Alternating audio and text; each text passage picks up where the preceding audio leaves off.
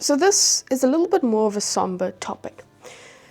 I have some voice notes of people that are already dead. And sometimes I forget that they're there. And then I hear the voices again. And just for a second, it feels like nothing changed. Unfortunately, people held onto that feeling longer than they should have. Doesn't sound healthy. At first, it was just storage. Photos, videos, messages. Then patterns, they started to emerge. How someone spoke, what they joked about, how they responded when they were upset. It helped people grieve, or at least delay it. Like rereading old chats?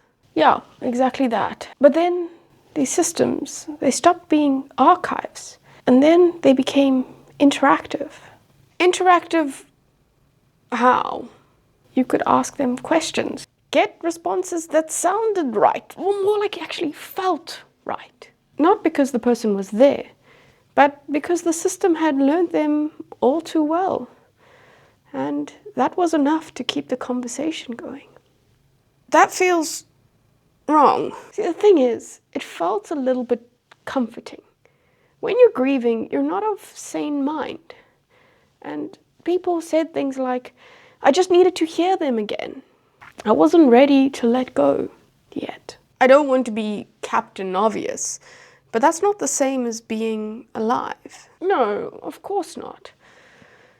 But when someone is gone, it felt close enough, or as close as they could get.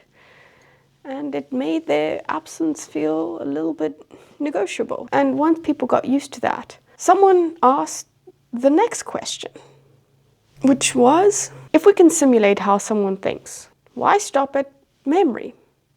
Why not preserve the whole process? Their preferences, their reactions, their decision-making, their voice, continuously.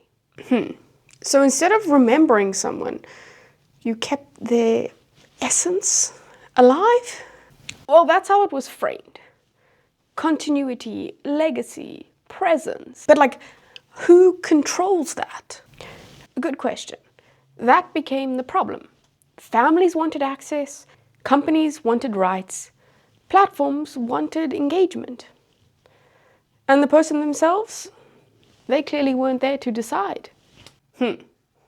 So it's like you keep existing without consent and without an ending. Like, what or who does that version of you exist for?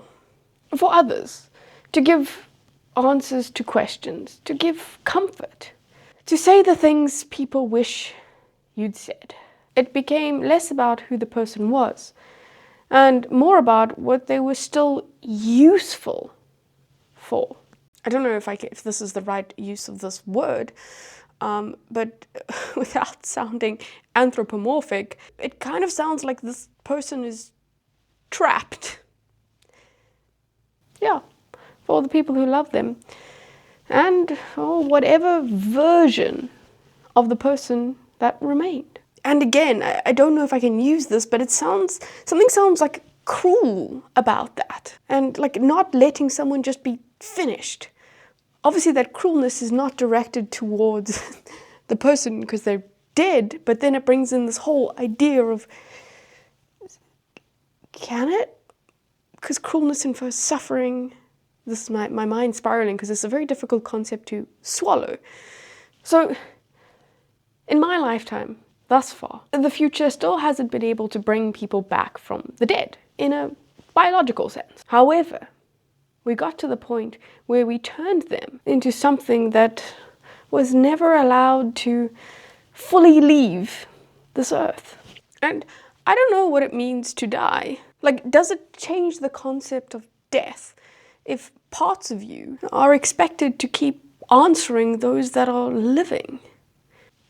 The thing is, that big overarching question that you guys are still trying to answer, and my generation is also still trying to answer, of whether consciousness should be preserved. The question that we did struggle with in my lifetime was, who gets to decide when someone is actually gone from this world?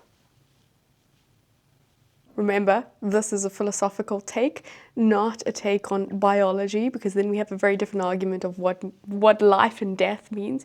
But this is just a little bit of a thought experiment in my brain that I'm like trying to understand, and I don't think I've done it full justice on what does it mean when we try and keep people or the essence of them alive through technology.